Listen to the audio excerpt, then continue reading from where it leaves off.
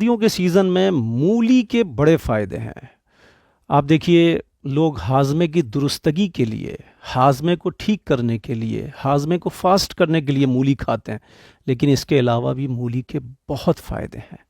مولی کھانے سے بلڈ پریشر کم ہوتا ہے، مولی کھانے سے قبض دور ہوتی ہے، مولی کھانے سے جلد کی بیماریاں دور ہوتی ہیں، مولی کھانے سے چہرے کے داغ دھبے اور کیل مہاسے اور چہرے پہ دانے نکلنا بند ہو جاتے ہیں۔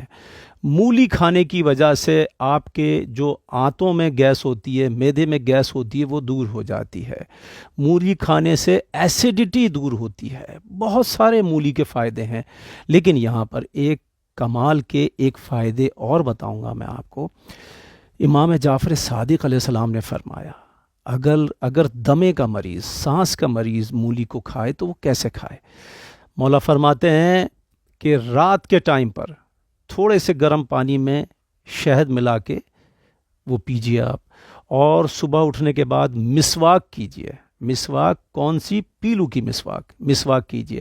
پھر مسواک کرنے کے بعد 21 دانے کشمش وہ کھائیے۔ اس کے بعد دوپہر کے کھانے میں مولی کا استعمال کیجیے۔ مولی اور مولی کے پتے ضرور کھائیے۔ آپ کے سانس کا مرض، آپ کے دمے کے مرض دور ہونا لگے گا۔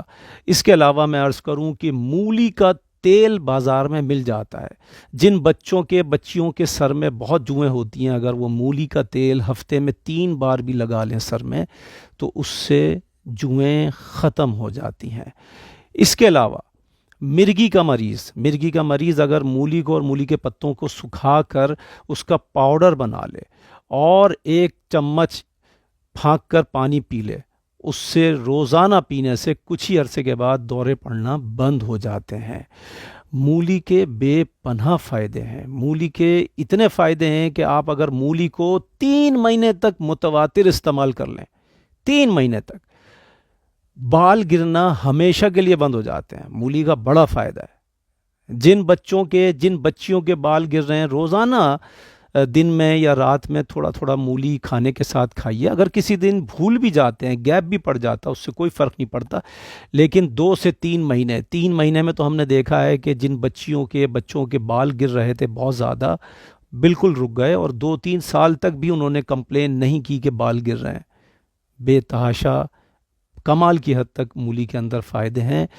اس فائدے سے دوسروں کو بھی آگاہ کیجیے۔